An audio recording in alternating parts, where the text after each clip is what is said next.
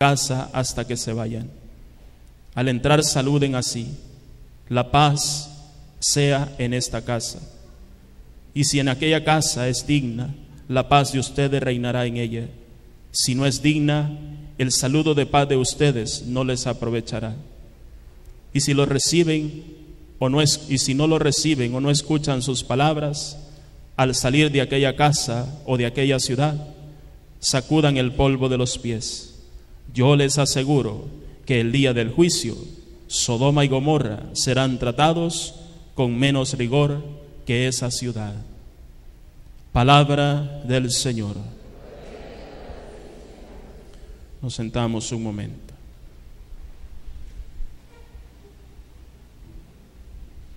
Queridos hermanos, nos estamos haciendo acompañar en esta semana de una pequeña catequesis del profeta Oseas. Como lo decíamos el día martes, el profeta Oseas junto al profeta Amós son los dos que más sobresalieron en el Antiguo Testamento como profetas que de parte de Dios incentivaron mucho al pueblo a la conversión. Dos eran las situaciones depravables en las que había caído el pueblo de Israel. ¿Cuáles eran esas dos situaciones? La idolatría y el materialismo por otro lado. Cuando esas dos cosas se apoderan del corazón de nosotros los hijos de Dios, llámese usted, hermano, que detrás de todo ello hay un sinnúmero de pecados. Cuando en nuestro corazón ya no está el verdadero Dios, sino otros dioses, entre comillas, otros dioses con D minúscula, significa, hermano, que le hemos dado el corazón y nuestra vida a cualquier cosa, menos al Dios verdadero que ya sacamos de nuestro corazón. Y por otro lado, el materialismo, hermano. No hay cosa más grande para cegar la mente, el entendimiento, la voluntad y los ojos de todo cristiano, que son las cosas materiales cuando ellas se apoderan de nuestro corazón. Y por qué no decirlo, hermano, la palabra del profeta sigue siendo actual hoy en estos días. ¿Qué es lo que está matando? ¿Qué es lo que está destruyendo a nuestro pueblo cada día? No solo el mundo pagano, sino también nuestra iglesia. Las dos mismas situaciones que le pasaban al pueblo de Israel: la idolatría, estar postrados ante falsos dioses, y por otro lado el materialismo. Eso es lo que está ahogando la fe de mucha gente de nuestras iglesias. Y tenemos que decirlo, hermano, con toda certeza y con toda seguridad. Entonces, hermanos, el profeta Oseas es el profeta que denuncia esos falsos dioses en el culto del pueblo de Israel. Y denuncia por otro lado que las cosechas, ustedes están cosechando vientos y van a tener como fruto tempestades. Van a cosechar trigo, pero ese trigo no va a dar. Y si algún trigal llegue a dar fruto, se lo comerán los extranjeros. Les está haciendo ver el profeta: ustedes están queriendo construir una vida a expensas de Dios. Entonces, hermanos, ahora el profeta nos habla con un lenguaje mucho más humano. Y vamos a tratar, hermano, de hacer eco a aquellas famosas expresiones que nosotros tenemos en el vulgo popular. Nosotros decimos, ¿verdad? No hay peor ciego que aquel que tenga buenos sus ojos y no quiera ver. No hay peor sordo que aquel que tenga buenos sus oídos y no quiera oír. No hay peor cristiano que aquel que todavía, a pesar de su pecado, tenga viva el alma y no termine de entender el amor, la misericordia, el perdón de un Dios que no se cansa de buscarnos a usted y a mí. De eso habla hoy el profeta, hermanos. Y vamos a dejarnos iluminar por algunas ideas. Hoy el profeta utiliza un lenguaje muy humano. ¿Por qué, hermanos? Porque el profeta Oseas es uno de los únicos profetas a los que el Señor no solamente lo llamó para hablar en su nombre. El profeta Oseas es uno de los profetas que el Señor le hizo vivir y experimentar en carne propia lo que se siente la infidelidad. Si usted comienza a leer los primeros capítulos del profeta Oseas, ¿qué le manda el Señor al profeta? Hermanos, vamos a ver si alguien que es muy estudioso de la Biblia, ¿qué es lo que le pide el Señor al profeta? En los primeros capítulos del libro del profeta Oseas, ¿qué le pide el Señor al profeta? No solamente llamado a proclamar la palabra de Dios el profeta, sino que el Señor le permite y le manda vivir en carne propia una situación personal. para que él sienta en su propia carne lo que Dios siente cuando nosotros nos portamos mal. ¿Qué le pide el Señor al profeta Oseas que haga, hermano? ¿Qué es lo que le pide? Dios santo. Me voy a sentar entonces. Mientras no me digan, no sigo la misa. ¿Se acuerdan cuando uno va a la escuela y no responde la lección? Dice la maestra al alumno: no se me va a ir a la casa hasta que me responda. Se le llega a uno las 11, las 12, la 1 de la tarde, le chillan las tripas, ya tiene hambre y no se me va a ir para su casa hasta que me responda la lección. Así le va a pasar a ustedes. Saque su Biblia, allí tienen su Biblia, primer capítulo de Oseas. ¿Qué le pide el Señor a Oseas? Que se case con una prostituta. Eso le pide el Señor al profeta Oseas. Ve y cásate con una de esas mujeres que se prostituyen, que se acuestan con un hombre y con otro, ¿verdad?, por fines lucrativos. Y vas a tener hijos con ella y después yo te voy a decir lo que tienes que hacer. Nosotros nos escandalizamos frente a una situación así, hermano, pero ¿qué era lo que el Señor quería que el profeta entendiera en carne propia? Lo que aquel profeta, lo que aquel hombre de Dios iba a vivir no era nada fácil. Él cumple al pie de la letra lo que el Señor le manda. Va y busca a esta mujer que tiene un nombre un poco raro ahí en la Biblia, que no lo recuerdo, ¿verdad? Pero viene el primer hijo, viene una hija y viene el segundo hijo. Y a estos 3 hijos el Señor les manda poner nombres de infidelidad. La hija que nace en el segundo parto se llama la no amada. El primer hijo que nace se llama Israel. ¿Por qué? Porque estos hijos son la personificación de un pueblo indiferente, de un pueblo que traiciona, de un pueblo que no ha entendido el amor, de un pueblo que se ha vuelto de espaldas a Dios. Y cuando aquella mujer ha procreado estos hijos, la mujer se le va al profeta y comienza de nuevo a prostituirse con un hombre y otro. Y cuando el profeta está viviendo en esta situación, ¿qué le vuelve a decir el Señor? Ve y trae otra vez por mujer a esa mujer que se está prostituyendo. El profeta pudo haberle dicho al Señor, ¿verdad? No, Señor, esa mujer me ha traicionado, esa mujer es de mala vida. ¿Qué yo voy a estar haciendo con una mujer que me traiciona, que me restriega a los maridos en la cara una y otra vez, un día y otro día? ¿Qué voy a ir a hacer? El profeta va y cumple y vuelve a recoger a aquella mujer. ¿Qué lección le da el Señor al profeta Oseas, hermano?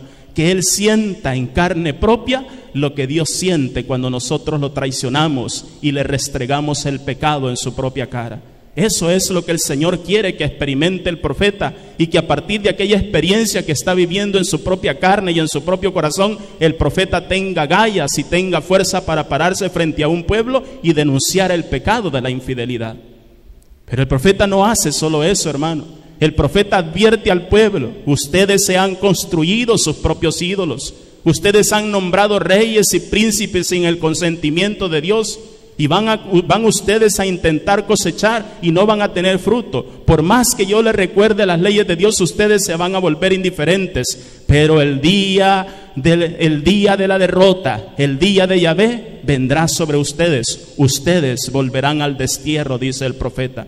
Entonces les está recordando el profeta: por haber vivido ustedes esa situación de infidelidad y de pecado, vendrá sobre ustedes otra vez la persecución, vendrá sobre ustedes otra vez la situación de presión. El profeta les habla otra vez de Egipto. Ellos van a volver a Egipto para vivir otra vez en la opresión. Hermanos, la paga del pecado es la muerte.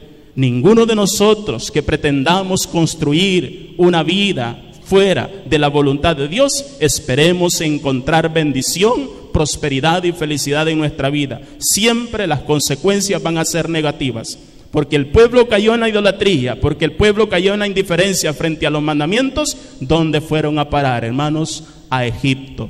Egipto en la Biblia es la personificación, es el prototipo, hermano, del dolor, de la pena, de la angustia, de la infidelidad. Pero el Señor no se va a quedar solo allí, hermanos, porque dice San Pablo, ¿verdad? Y lo dice la palabra de Dios, que el Señor reprende, lo dice el libro del Apocalipsis: el Señor reprende y corrige a los que ama. Muchas cosas en nuestra vida son consecuencia del pecado, no fruto del castigo de Dios. Pero de eso se va a valer Dios, hermano, para hacernos reconocer el inmenso amor que nos tiene. Y cómo comienza hoy, hermanos, el capítulo 8 del profeta Oseas. De Egipto llamé a mi hijo.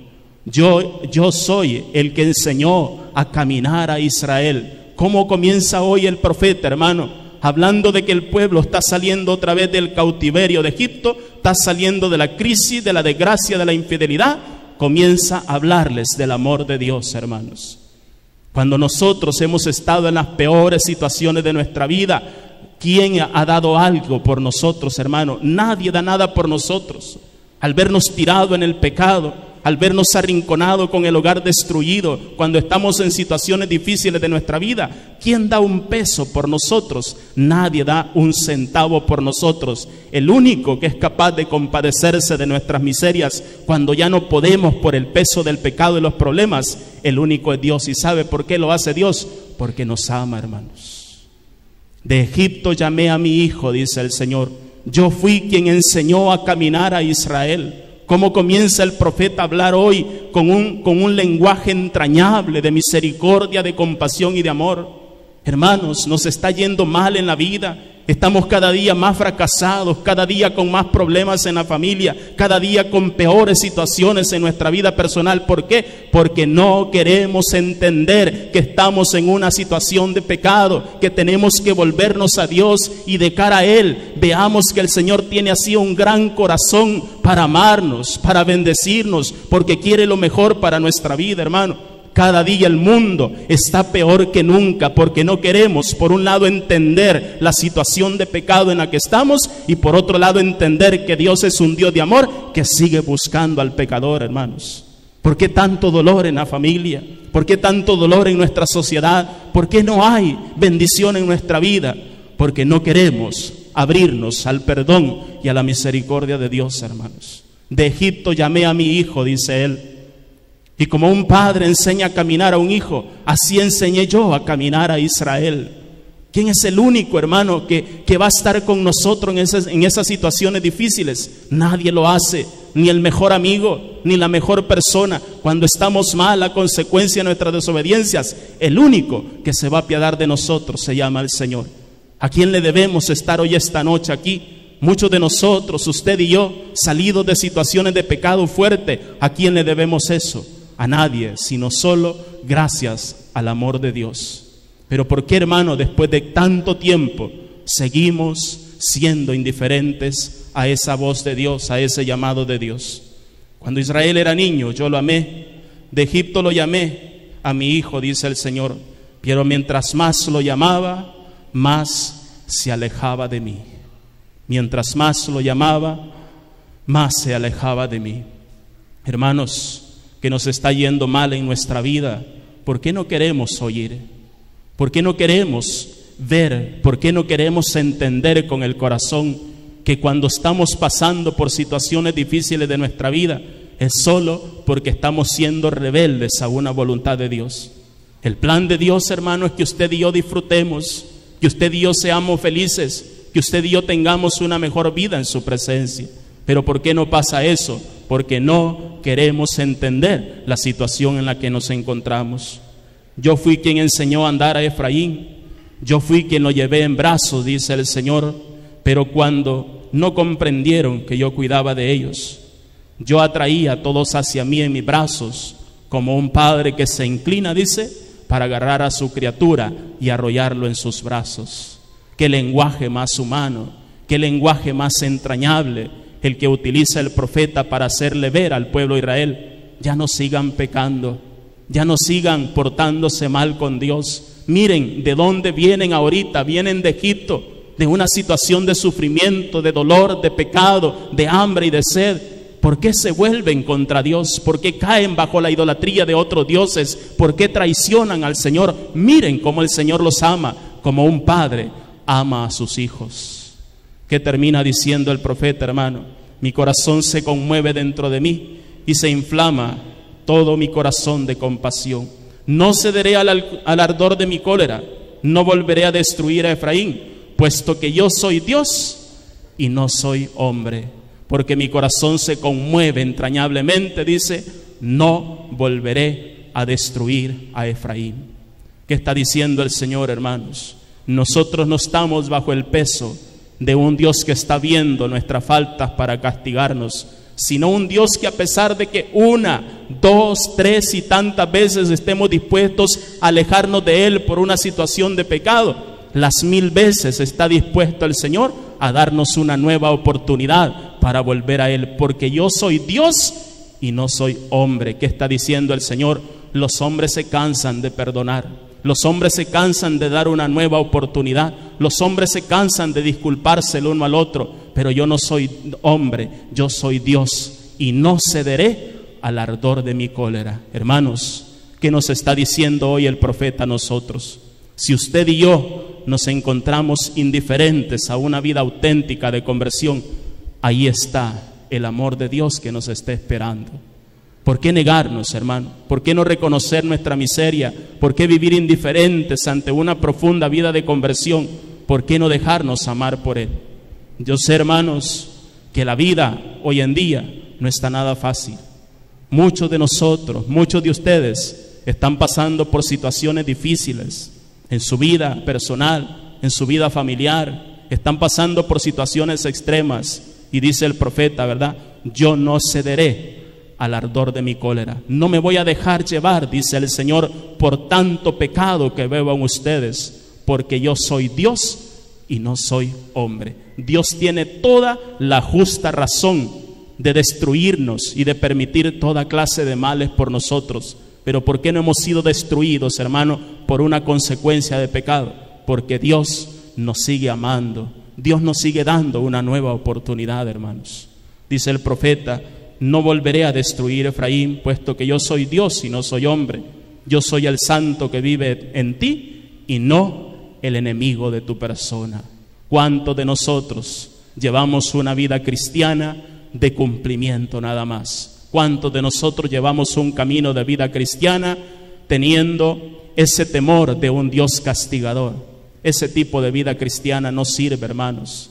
Llevemos una vida entregada, libre, plena, feliz, alegre. ¿Por qué? Porque yo estoy bajo esa mano de un Dios que me ama, que quiere que yo salga del pecado, que yo viva cada día una vida más libre, una vida de felicidad. Pero ¿cuándo va a ser eso, hermano? Cuando hagamos dos cosas. Cuando reconozcamos que usted y yo no andamos tan bien que digamos en nuestra vida de fe, en nuestra conversión, que reconozcamos en una palabra nuestra miseria y pecado. Y por otro lado, entendamos un Dios que no es Padre, que no es hombre como nosotros, sino un Dios que nos entiende, que nos ama, que nos está dando cada día una nueva oportunidad. Ustedes, hermanos, saben, ¿verdad? La mayor parte de ustedes son padres de familia.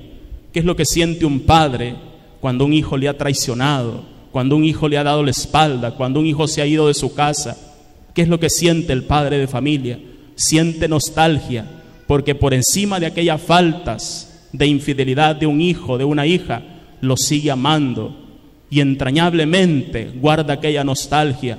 Ojalá que un día mi hijo vuelva, ojalá que un día la experiencia de la vida haga entender a mi hija y regrese a la casa, y nos vamos a pedir perdón y nos vamos a reconciliar y vamos a llevar una vida diferente. ¿Cuántos padres de familia han pasado por esas situaciones, esperando entrañablemente que un hijo regrese, que un hijo vuelva?